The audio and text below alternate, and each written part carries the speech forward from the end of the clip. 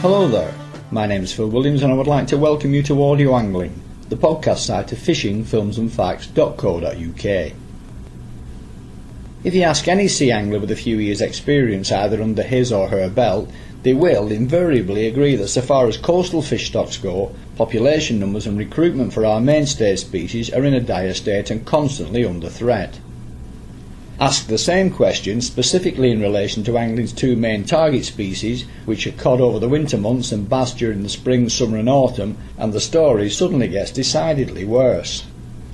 With bass in particular, it's almost as if we're facing an orchestrated plot to wipe the species out altogether by steadfastly adhering to a minimum landing size of 36 centimetres, which is at least 10 centimetres, and in some instances even more than that, below the size which a species needs to reach sexual maturity.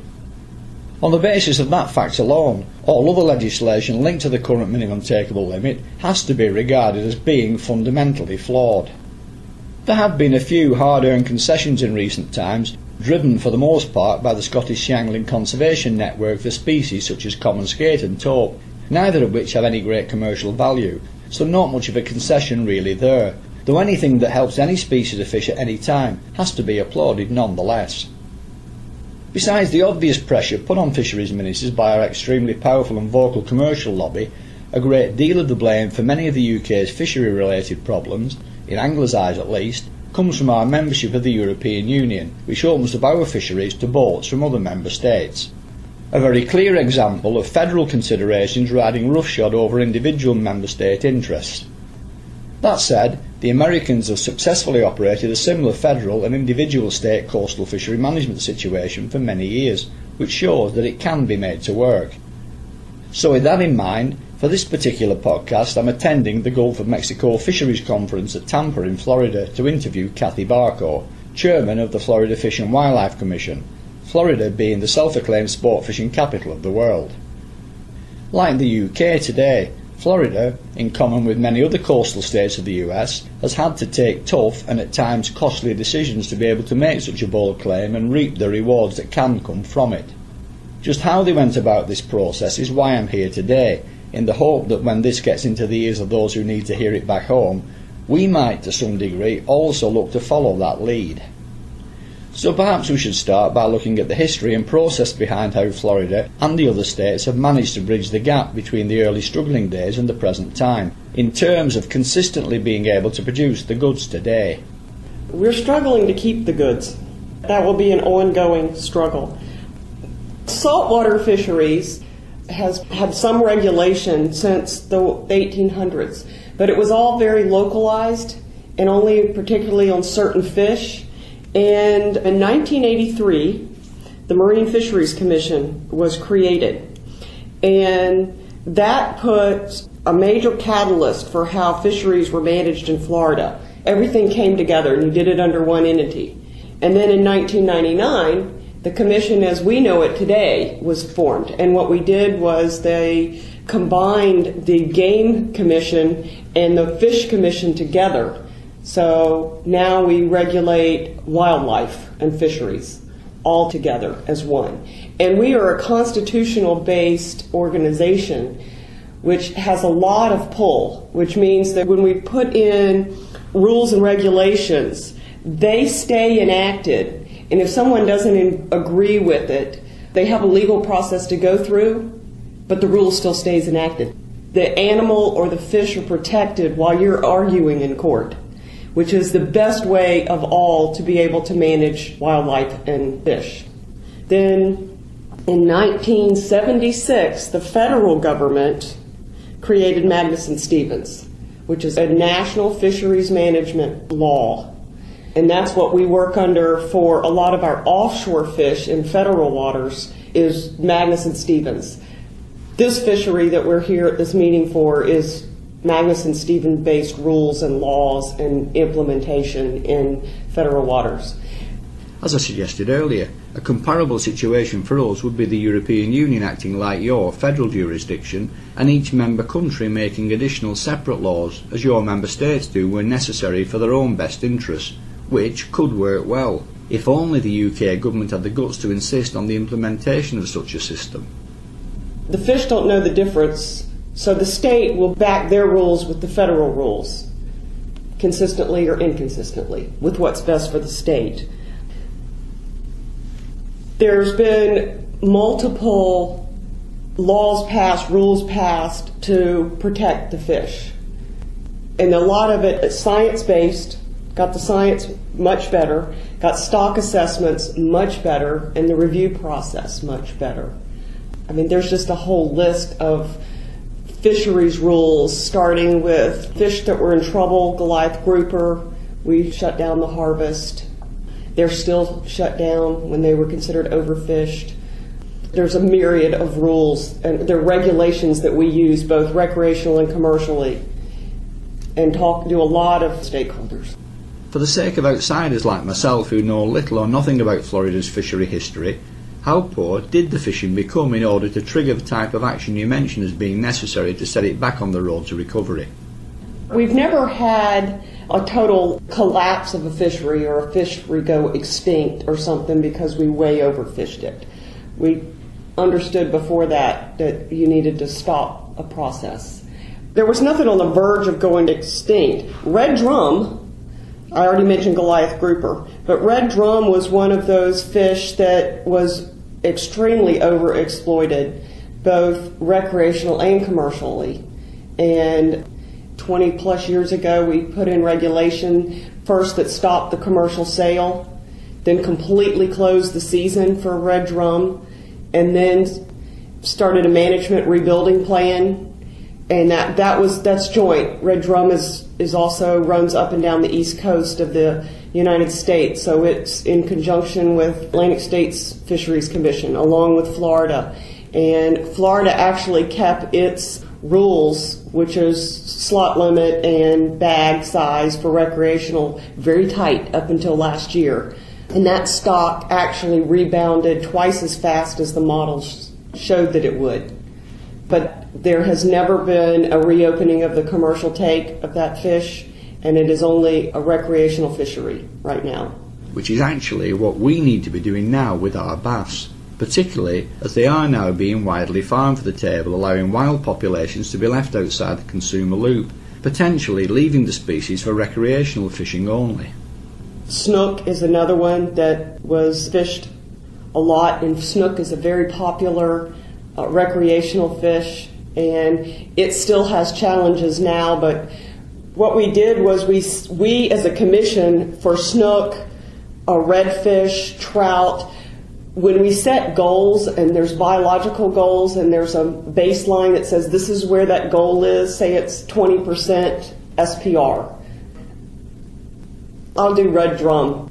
I'll say 20% escapement. What gets away is what you need in order just for the fish to sustain itself. Well, as a commission, we said that's not what we want. We don't want to manage at just getting by. We want to manage for abundance. We want this to be a really good fishery. So we set that escapement number at 40%. So when the stock assessments would come in and the number was 40% or 45% or 38%, that's where we were aiming, and that's how we did our regulations on both slot size, slot limits, and bag limits. We just opened redfish from 1 redfish to 2 redfish. Did not change the slot size. We decided to break the state up in regions to better manage it. So one of our other management tools is to let's look at what the fish do. Not necessarily what's easy for us to regulate or treat all fish as the same. You can't do that. You treat the fish management based on the fish, which is a huge difference and a change. One shoe does not fit all. So redfish in the Northeast has an escapement today up in the 70+% range. In the panhandle of Florida, it's also up there in the 60-70% range. South Florida doesn't. So it has different regulations for redfish than the 2 northern sections do because the goals haven't been met. But we didn't want to punish the 2 northern regions, which is the best of their habitat. They will never be as prolific. That's it. In the south as they are in the north because it's the southern range of their habitat. So That was a give back to fisheries, to the fishermen. My biggest thing is as we shut all these, or tighten down on all these fisheries rules, and some of them get shut down for a length of time, we do that, and we promise the fishermen, you bite this bullet, that when it recovers, we're going to give it back. And it seems like that never happens.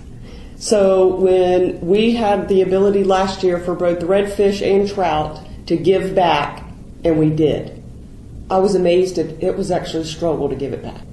There was a whole generation that had never had, it's like if they think if it's not broke, don't fix it. Instead of, this is the way it was, the way it should be, the way it used to be. What we really want is you to enjoy the fishery the way it used to be. And now that the fish are back, we're going to give them the ability for you to take them home to feed your family. It's what we promised. Because UK anglers won't necessarily be familiar with things like slot limits, perhaps you should explain the various management restriction tools open to you and what the benefits of each of these are. We have a lot of tools in the toolbox for regulation, both recreational and commercial. And because the commercial sector is so well controlled with landings, we know the pounds, we know exactly what they've landed.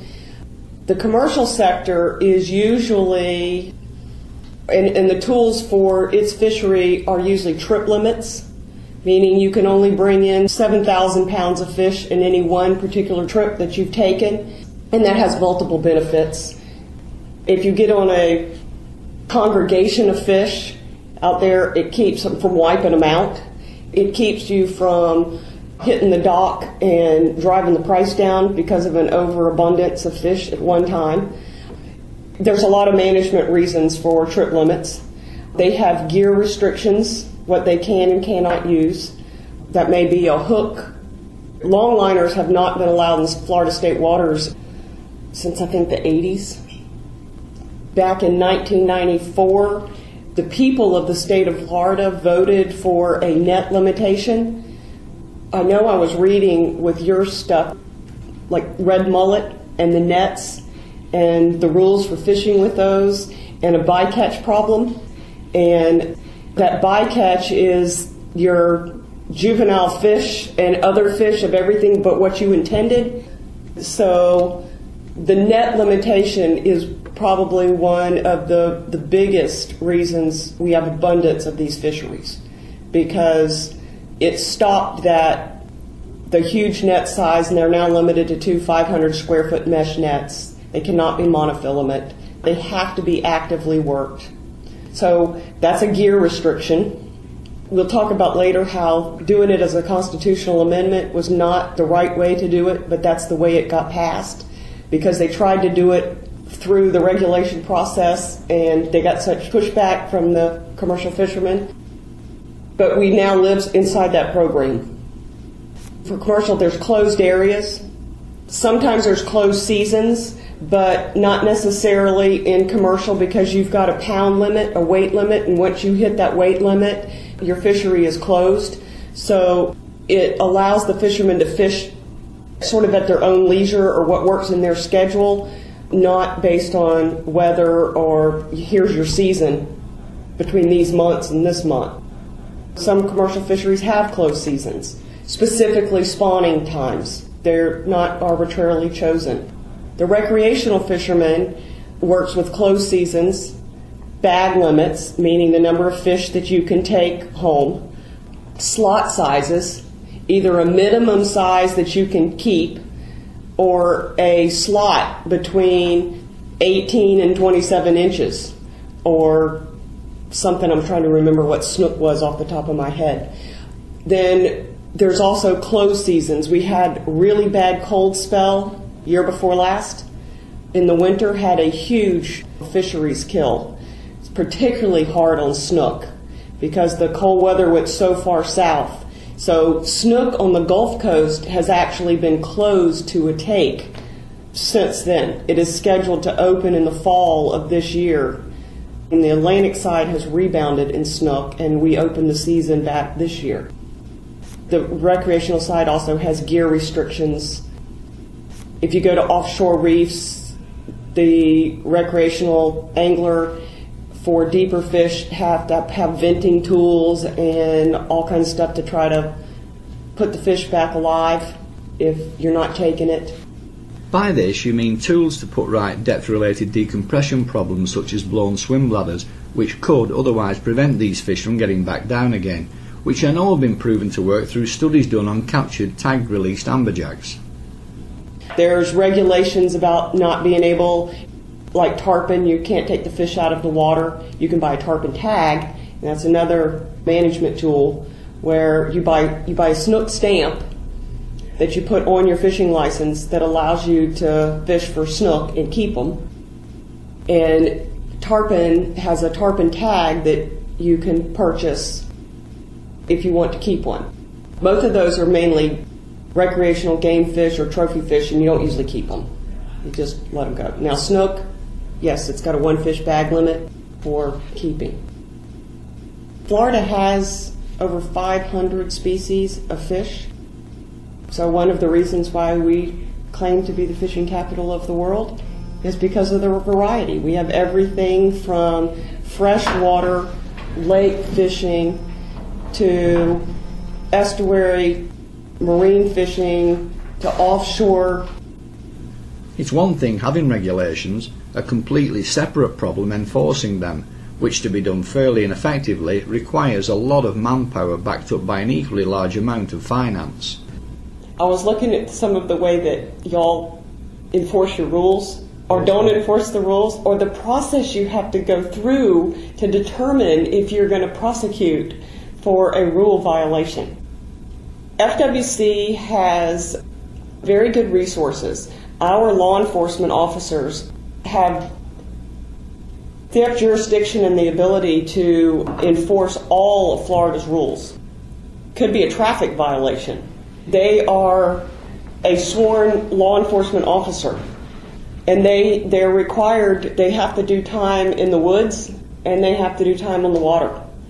Some of them will be more water than woods, but they have to be able to do both. I think we have 10 large vessels that can go into federal waters. Those vessels are partially funded by federal funds. So when you get down to a funding part, you've got licenses, that fishing license that you pay for. You have stamps, that's the snook stamp, your tarpon tag, we have lobster stamp. There's a federal excise tax on all sporting goods that goes to Washington and then turns around and comes back to the states to pay for sporting activities. Might be boat ramps and it might be law enforcement. But I think one of the best things that we have, and I was trying to compare ours to yours, was we have fixed guidelines. If you violate a law, and a fisheries law, they check you when you get to the dock and you have an undersized fish. It's the discretion of the officer, but if it's blatant and you know, or he sat and watched you, you know, we do a lot of plainclothes police work and task force, and they may set off to the side and watch you carry that fish from your bucket and put it in the trunk of your car and come back and here's the bucket, you know, again, so that you only have your one fish or your two fish when you get checked, only to find out they're at your car or stuffed somewhere in the boat. They know what the violation is. They know what their penalty is. Their penalty is a fine or a misdemeanor of $50. That's like the minimum. The maximum could be $500. If it's commercial, you can have all your gear taken away from you, depending on what the violations are. And it's not arbitrary. It is set. Here's the guidelines. Here's the rules. So both the fishermen, whether they're commercial or recreational, know the risk. It's not a if, it's just a matter of what's going to happen. You can take them to court, but if they've got the fish and you were there, it's sort of a done deal. I think that is one of the biggest maybe differences, is the ability to prosecute and the ability to just enforce the rules. And you are always going to have people that don't follow the rules. But we don't run the agency that way, or you don't run your management based on that little bit that don't follow the rules. I think people just really in general, and I know it's got to be the same in England, the reason you work so hard at it is the people generally have an appreciation for the resource and what they have and their ability to get to it. On the commercial sector, it actually would have been very impressive yesterday. We had a group of a roundtable discussion last night, and the red snapper fishermen entered into their own quota program because they could see the fishery going downhill and being overfished. And so they set themselves to their own regulations. Yeah, I can just see that happening over our side. You have to get a buy-in from the recreational sector and the commercial sector, or all the laws you pass and everything that you do is a moot point. And your enforcement has to be there, but they also have to respect that enforcement and the way it's going to be prosecuted, knowing that it's going to be. And we still do have issues with judges that when a case gets before a judge, they look at it and, what, we're talking about some fish? You took undersized lobster? I got a guy over here that killed somebody, and you're asking me to rule on some undersized lobster. So that's still a challenge. And your enforcement officers, from what I've seen, are also armed. Yes, they are. But just as importantly, good enforcement also comes down to plenty of manpower. So what sort of numbers of officers are we talking about here? What do we have? 800, 700 officers? Yeah, I want to say. Double check that. Hundreds of officers around the state. But if you look at the state of Florida, we have 2,200+ miles of shoreline, 10,000 lakes. I'm going to say close to 20 million people. Yeah. Not counting visitors. The officers, they do resource protection. They go through our academy. They go through a law enforcement academy. Same academy everybody else goes through. 4 months of police training. Then they do 2 months of resource training. Fisheries, wildlife, endangered species protection. Then they are put out with another officer to do in the field training. A lot of our law enforcement also is first responders to hurricanes, disasters, bad wrecks, bad fires, because we're already in the woods and we're already on the water.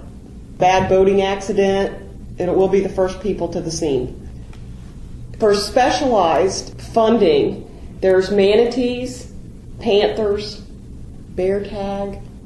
There's license plates that are sold that if you buy that vanity, what they call a... Which group are you in? We're just using the room temporarily for an interview. Okay, because I have somebody that purchased this room for today. Is there another room that we can finish up our interview in? Okay, so it seems that somebody else has booked the room we're currently in for another purpose, which means we're going to have to move. But that actually might be a blessing in disguise because of the background interference noise from the air conditioning. Right, here we go again. We were previously discussing the financing of your enforcement objectives. Part of our budget comes through the legislature, our state legislature, with general revenue. We really try, though, to be self-funded as much as possible, to not have to go back to the legislature for funds, but we can't help it. But the law enforcement has federal funds that come to it for protection of federal species or in federal areas. Some of that offshore work is done with federal funds. Like I said, license sales, tag sales, stamp sales. And when I say tags, both fisheries and wildlife, you buy a gator tag if you want to go gator hunting. All of that goes into a law enforcement pool or a management tool for species. And it all gets kind of blended together, pooled. The specific funding is if you buy a manatee tag, it specifically goes to manatee protection. And it goes into a trust fund, and that money can only be used for manatee protection. If you buy a panther tag, that money can only be used for panther protection. And in that funds a certain number of law enforcement officers for the protection of those species. So what happens then to money from fines? Where does all that go? If you're fined, A certain amount goes to the state or the court system for processing the fine, and then the balance is returned to the agency. And all the licence revenue turnover, I take it, is also funded back to you as well? Yes. I can't shake my head. Yeah. Remember to answer the question. We have a bear tag, a bass tag, a turtle tag. But what exactly do these tags mean, and what is the purpose? It's your license plate on your car. It's what they call a vanity tag. It's a specialized tag in the state.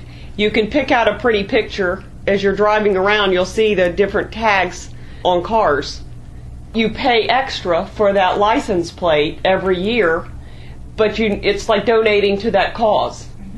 And the state is allowed to have their own, universities have them. There's a whole list of vanity tags.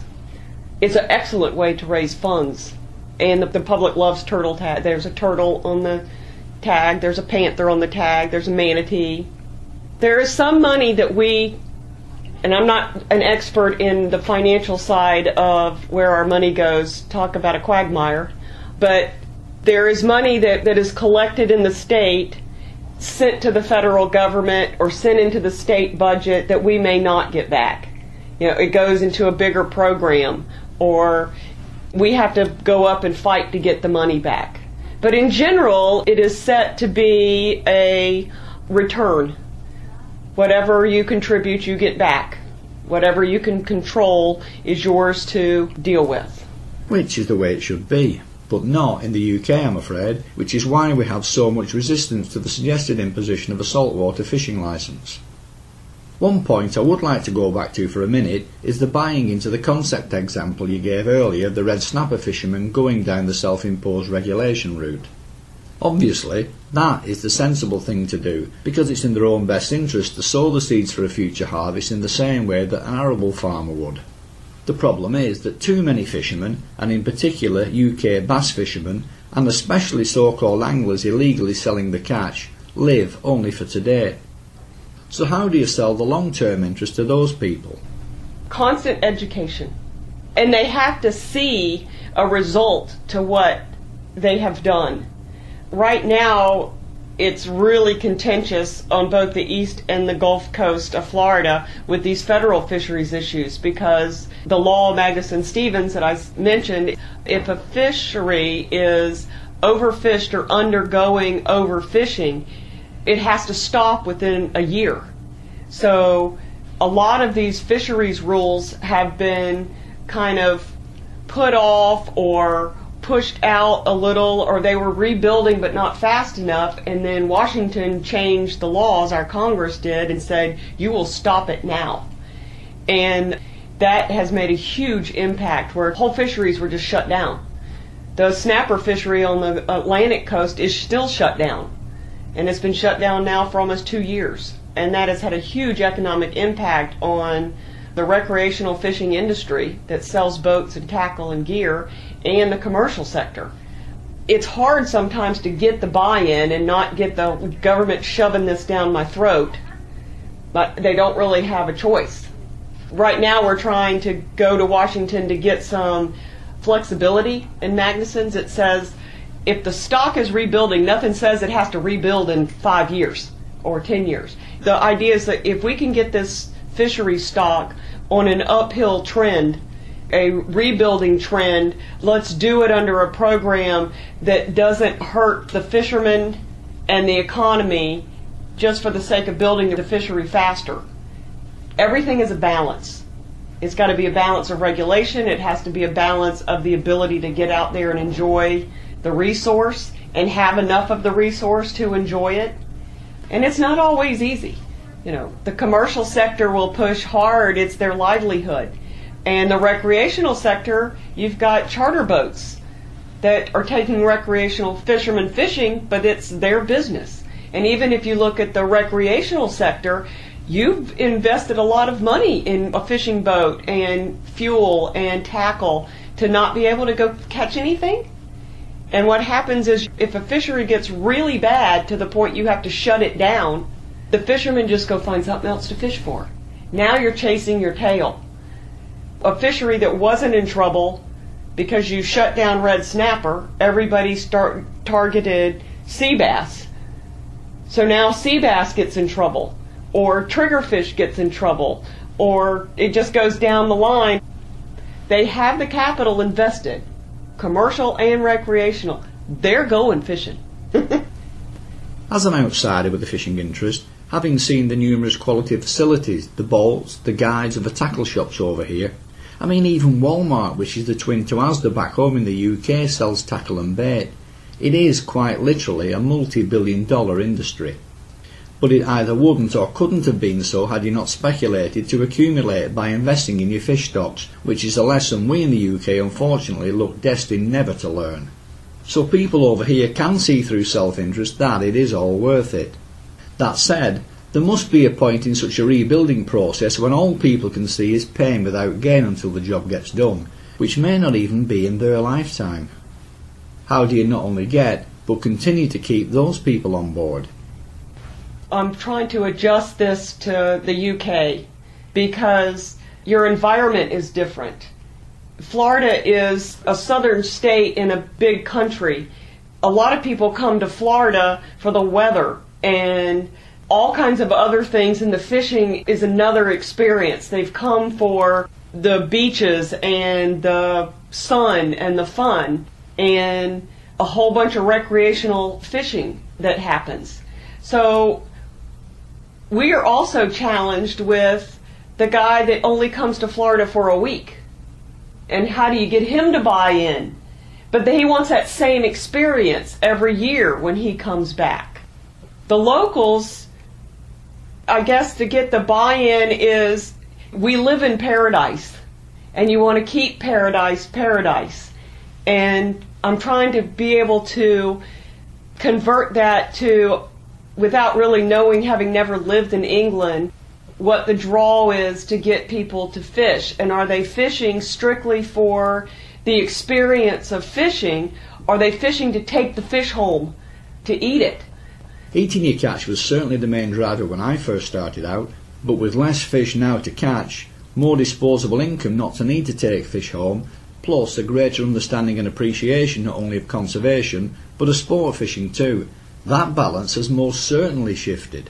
On top of which, many UK anglers are now acutely aware of our coastal fisheries problems to the point that because they know that politicians are not prepared to help out, they themselves are willing to do their own little bit, as meaningless as that can sometimes appear when you know that some commercial fisherman is going to get that fish that you just returned at some stage in the future. And it has also to be said that the number of anglers has declined on a pro rata basis with our diminishing fish stocks, and to get both back to the point of a balancing return for any investment would probably now take a monumental effort.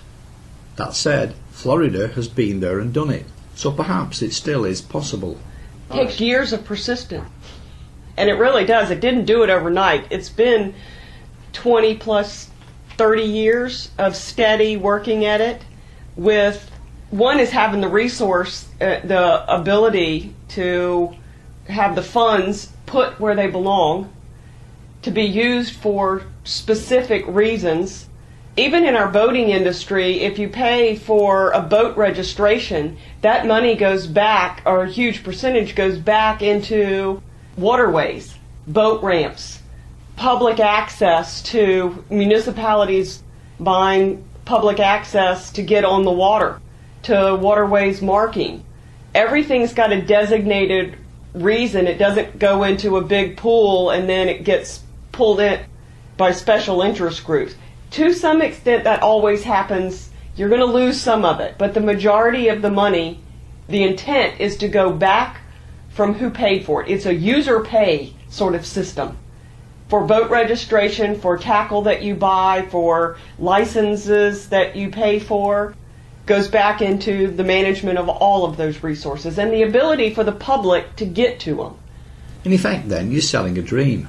You might not benefit from it, but at some stage somebody most certainly will. Not an easy thing to buy into. Do you have a fishery that is maybe in trouble, but do you have the biology and the research behind that fishery to say this fishery can rebuild really fast? The fish matures really fast. It can rebound fast. That's a fishery, to me, where you can start, because you will see, if you just take one fishery, and you can see the results of your efforts really fast. Some fish, that's not the case. Goliath grouper is an extremely long time maturing fish, lives to be very old. It was shut down 30 years ago and still hasn't been opened back up. Probably can be to some limited extent, but right now, because there's not been any fishing, there's no data that we have to be able to open the fishery back up. So you got to go back to data collection. And some of that's a catch-22, and there's a lot of other issues when it comes to that. We shut snapper down, and now we don't have the data to collect for snapper because we don't have the fish because we shut it down. So it was, did somebody not think of this ahead of time?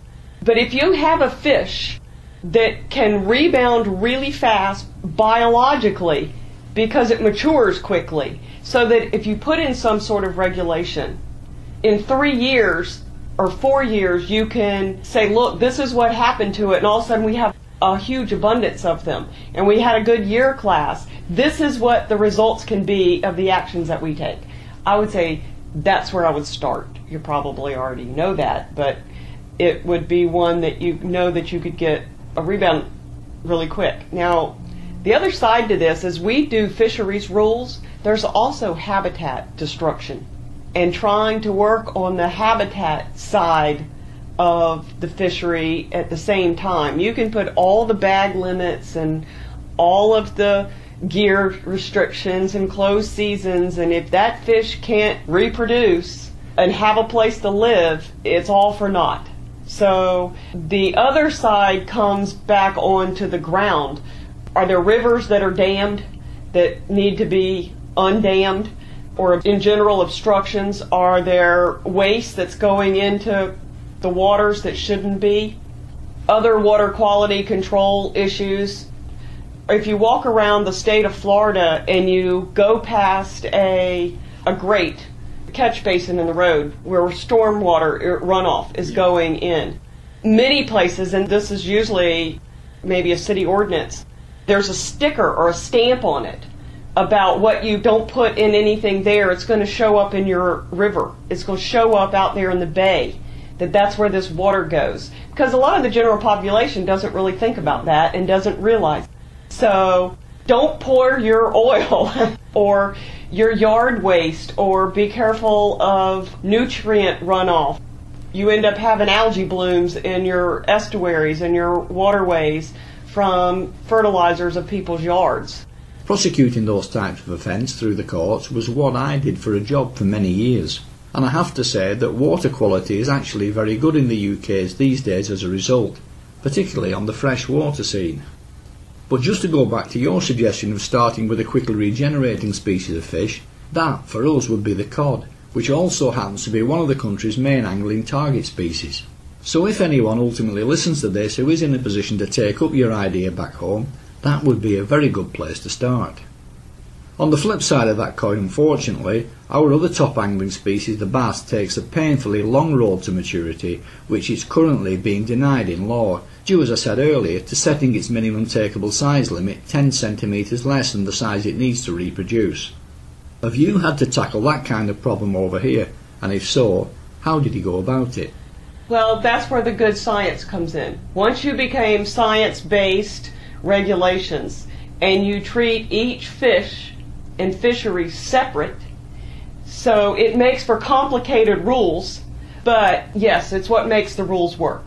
Right now we were just talking about snapper and grouper and a minimum size, and at what age do they mature, at what size do they mature, and what you really want. Like redfish has a slot limit on it, and that slot limit is so that you can't take the big fish. You got to take a fish within this size. Snook has a slot limit that allows you to take a sort of a medium-aged fish. Yeah. But you leave the big fish, the spawning stock, to rebuild your fishery. And there's everything going, well, can we get a redfish tag to take one trophy redfish? There are issues on those fisheries that have slot limits on state trophy size. The biggest fish how do you get those state trophies now if you're not allowed to take the fish? So we work with IGFA and other fisheries groups, but IGFA holds all of the record books for everything, and if it's a fish that you're not allowed to take in state waters, they won't acknowledge. If somebody tries to put in for a Goliath grouper record, they won't acknowledge it.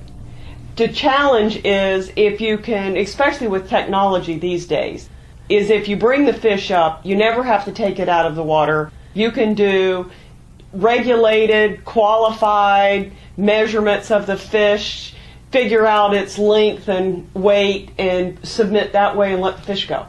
You have pictures, you have everything. It's working out those details so that you don't actually have to kill a fish in order to get a record. Actually, we also now have legislation preventing the bringing ashore of certain species of fish, though they can be brought into the boat, weighed and released. The problem is that boat weighed records are not accepted back in the UK, so the records for those particular fish species are now historical.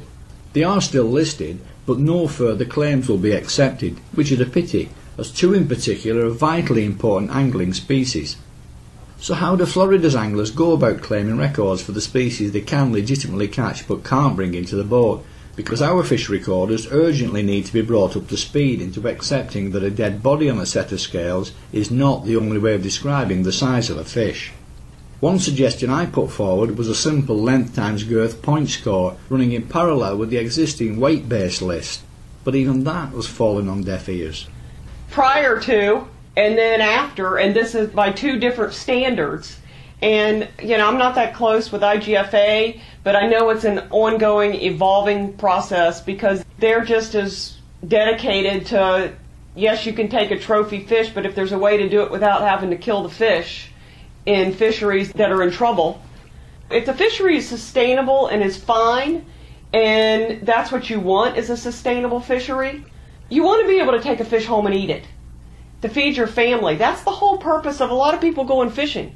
Or even if it's not you going fishing, you want to be able to eat a fish sandwich in a restaurant. You come to Florida, part of that vacation experience is having a fresh grouper or snapper sandwich, or cobia, or anything else that we have offshore, or Florida lobster, or stone crabs. You want to be able to eat it. And so, once again, it's back to a balance. But we also have those same challenges in trying to work with them.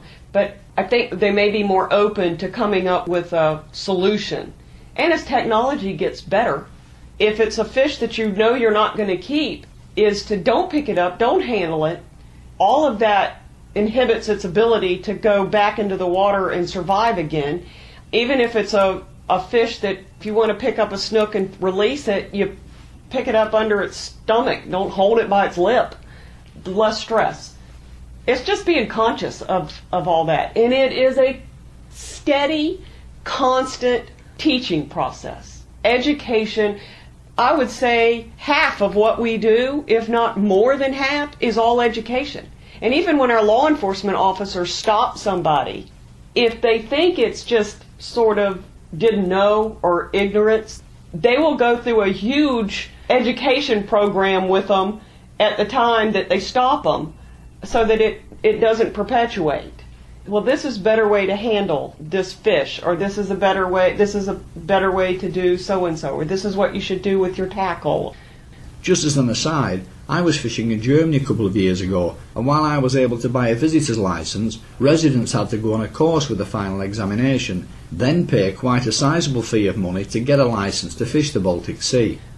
To get a hunting license in Florida, you have to sit for an exam. You actually have to do a day in the field with a gun and pass that course, and the exam is online that you take, but it's a two-part. You can do part at home on a computer, and then the other part you have to come in and show your ability to shoot and handle a gun. We keep trying to get a boating license, and there's a lot of pushback from the marine sales community to not have a boating license. My thought process on that is when that person walks in and wants to buy a boat who's never owned a boat, he needs to have some type of instructions on what to do. We just use it as entertainment at the boat ramp. or you use it as they say, 20% of the fishermen catch 80% of the fish, because there's a whole bunch of fishermen out there that just wanted to go try it and don't really know exactly what they're doing. But the bad thing is some of that can hurt the resource. When I say the resource, not just the fish, but its habitat. We actually have rules and regulations down in the Keys and particularly in South Florida for grass bottom. And if you destroy that grass bottom with your boat prop, you pay for it to be put back. Trying to protect the habitat so that the fish can have a chance. In terms of actual restrictions on what you can or can't do with fish, such as bag limits, slot limits, and not lifting fish out of the water even for a photograph, this must impact in some way or other on the services a charter boat skipper or guide can offer. So how have they reacted to this? Well, most of what we have, you can get a photograph. If it's guides that are bone fishing, permit fishing, tarpon fishing, snook fishing, red fishing, you can bring that fish in to the boat, get your picture, and put them back. When you get to bigger fish offshore, you'd prefer not to pick up, you really don't want to bring a sailfish over the side of the boat, but you can get the picture of the fish alongside of the boat in the water under control. Actually, from us, on a guide standpoint, they're quite happy because they want to be able to sell that trip tomorrow and the next day and go back and catch the same redfish and the same trout and the same bonefish that they caught before. And Florida being so diverse with so much coastline and different thought processes, I'm sure it's in England. The people in England have a different culture in the north than they have in the south or the east or the west. The culture in Florida is different. And there's a lot less people in northern Florida than there is in southern Florida. And a lot of the people from South Florida didn't originate here. And good or bad, that's just how it is. And a lot of people come to South Florida. They want to go fishing. They want to go bone fishing, snook fishing, permit fishing. They're going to get on a plane and they're going to leave. They don't even have the ability to do anything with that fish if they do catch it. They just want the ability to catch it. Then you've got North Florida, especially where we're talking in the Gulf and the Panhandle, and people come down from other states, Tennessee, Alabama, Georgia. They come to the coast of the Panhandle. They brought their car and their cooler.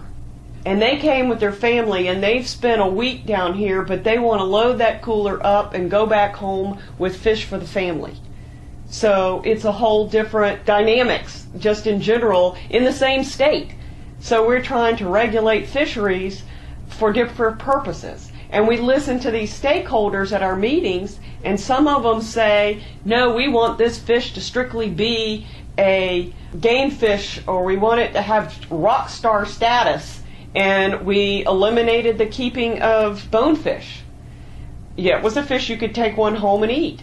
And we got enough pressure from the stakeholders that said, nope, there is more value in not eating that fish. And because the stocks are okay, but their problem is mainly habitat loss. It's in South Florida. It's got water quality issues. It has habitat loss issues, or things that used to be marsh and flats or canals now. So the idea was, in order to keep it a robust fishery, don't take it.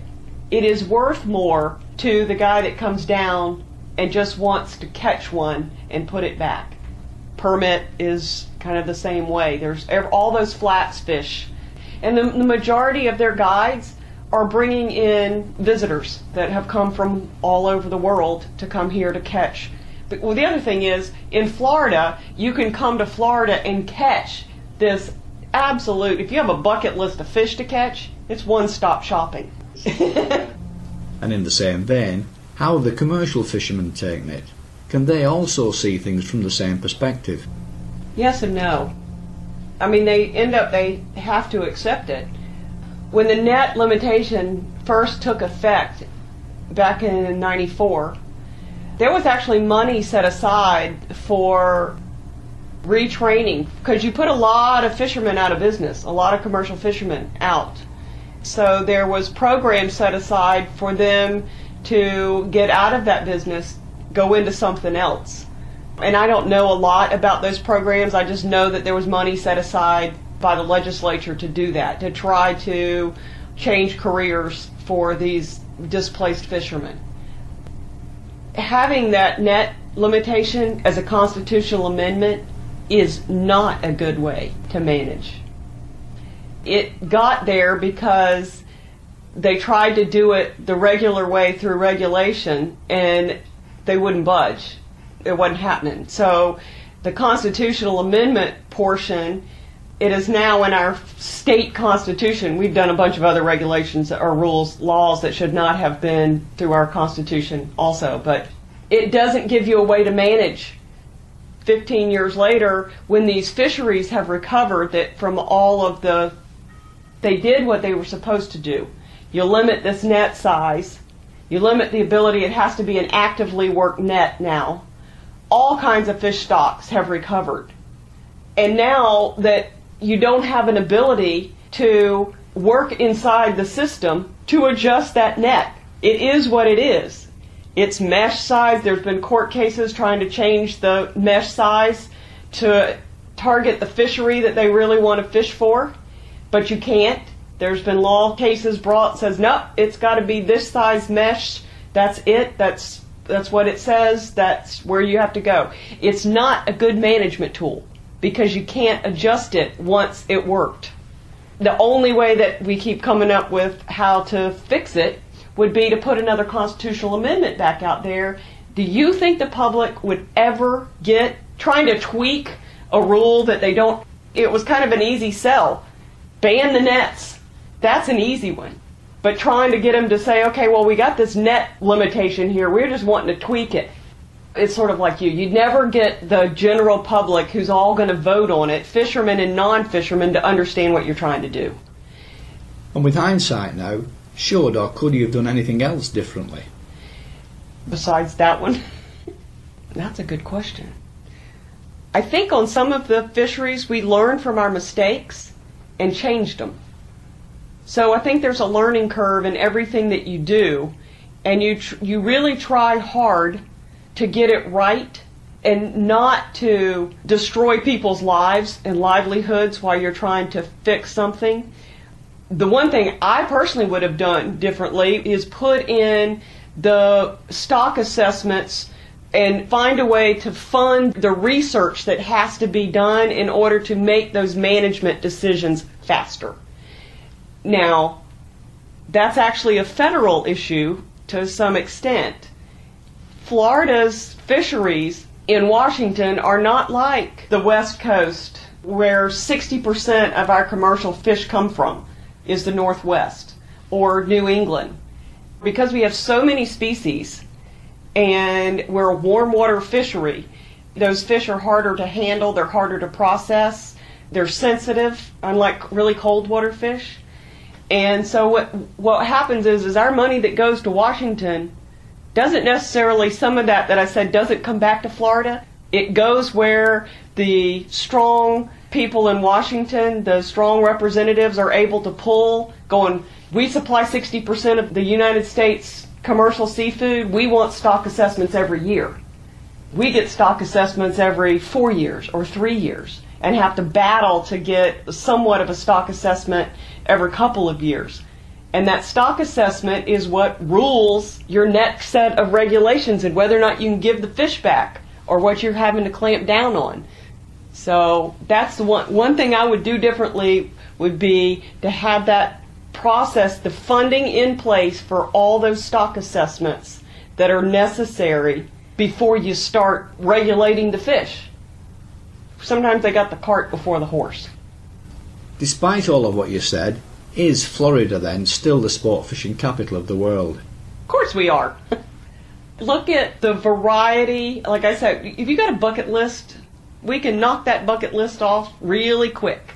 What you want to fish for. Freshwater fish, saltwater fish, estuary fish.